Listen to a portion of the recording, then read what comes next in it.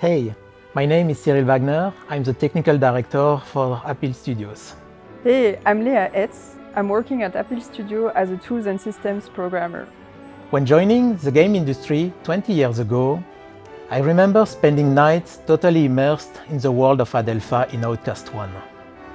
There, this magic moment as a gamer when you completely lose yourself in an imaginary world and an alien civilization. I still remember my first steps in Apple Studios, filled with artwork of Outcast, and meeting the team behind the game. The first time I heard about Outcast was during my studies, because some of my teachers were from the original team. So I was quite excited when I started working on the new entry of the franchise. What I really like about Outcast is the diversity of the environments and the lush alien flora all over the world. I focus mainly on developing underlying systems and populating the villages. It's a dream come true for me to work again on this Outcast license 20 years later. My main role is to make sure that the game is technologically sound and runs the big world of Adelpha smoothly. I'm also passionate about developing character behaviors. One of the biggest challenges was to avoid that the world feels too empty. Our solution was to provide tools to the designer so they can populate the world with fauna, flora, inhabitants and gameplay. We need to constantly stream the world in the background to make it easier for the player to explore. We also learned to get better metrics to provide more precise asset production guidelines to the team. There are around 60 different characters based on 5 different morphologies. They have their own animations, clothes with custom physics and a set of body and facial moods for dialogues. We developed different techniques to optimize the performance to display a crowd of animated characters and creatures.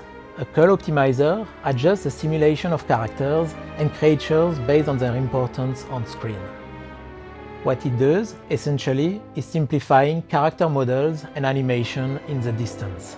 It also adjusts the update frequency and simplifies their movement and behavior. Unreal already does a lot for you, but at some point, you need to dive deeper and optimize many engine parts. An important part of Outcast 2 are all the unique villages that are inhabited by a variety of talents who share a rich culture. Villagers have different sets of costumes, personalities and their own unique reaction when they meet Cutter. What was important for us to show in the villages is that Cutter has an impact on the talents and the environments. The quests that you complete will influence the dynamic of the villages, how the talents are living and how they're responding to Cutter. Talents perform meaningful activities and interact closely with their environment. For example, while performing daily routines, they can still have a look at some interesting spots and show different attitudes and reactions when encountering the player. They can also trigger some joint actions, like chatting and inviting other talents to participate. If they are interrupted by the player, they just go back to their daily routines. The overall goal is to show the world is changing and how talents' habits are evolving. Naturally, people project those great memories they had about Outcast back in 1999 to today's game standards. Meeting those expectations today gets even more challenging.